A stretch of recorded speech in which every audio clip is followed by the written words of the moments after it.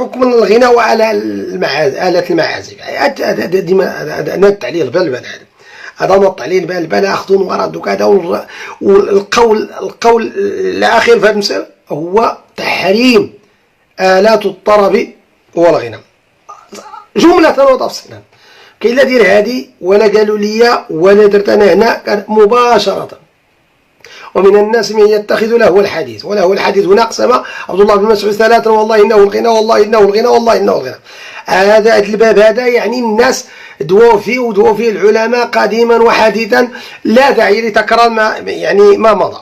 يعني القضية الحكم ومارك دا مثلا الرباب دا مثلا اللوطار دا مثلا كل شيء هانينا يشرع عن ربي تبارك التحريم. يعني بداو نتكالي الزشاق بداو نتيني وظيفة هي اللي بداو نتيني حتى اللي باين هذه يتبان. أروى يشكال تبرير وهاز وانا يشكال سميتو وهاز التعاون ربي المسائل وين زاديان وانا راني يسحل يسحر ربي تبارك الشغلان وين زايله. اللهم اني قد بلغت اللهم فاشهد. اللي عليا انا راه تنقولوا باش علمني الله داكشي اللي علمني الله سبحانه وتعالى وبالادله من الكتاب والسنه وكلام اهل العلم كان من الصحابه والسلف الصالح.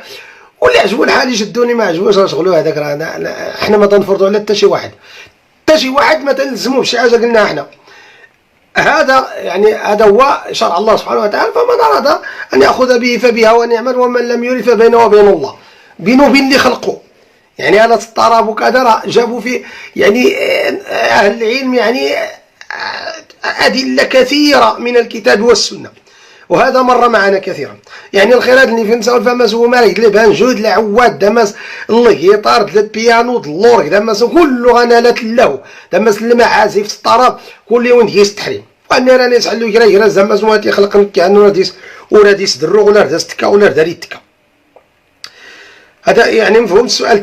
السؤال الثاني يعني قضية الآلات الطرب والمعازف يعني معازف وكذا. يعني قال في يعني أهل العلم بأن هذا يعني ما هذا محرم يعني شرعا. ونسأل الله تبارك وتعالى يرد الأمة إليها ردا جميعا. ضرب ربي تبارك وتعالى دير الأمة سوغارس. ضرب ربي تبارك وتعالى الرويس ولا ينوزر أدسني ربي العقل أدسني بدل ربي العقل اسمه يوفنوان أتندير ربي تبارك وتعالى سوغارس إنه هو لذلك والقادر.